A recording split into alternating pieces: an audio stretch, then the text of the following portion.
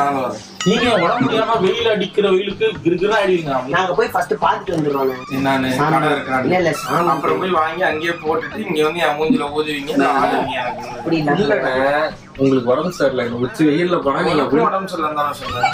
இல்ல எனக்கு இப்ப பரவாயில்ல, நான் நைட்டு டேப்லெட் போட்டேன், நீங்க இப்பதான் போட்டீங்க. நான் 2 நாளா டேப்லெட் போட்டேன். அது எப்படி எனக்கு சரியாகும்?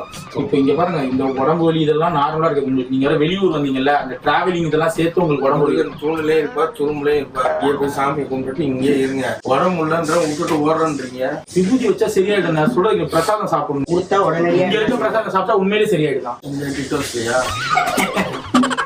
கணபதி முருகன் டெம்பிள்.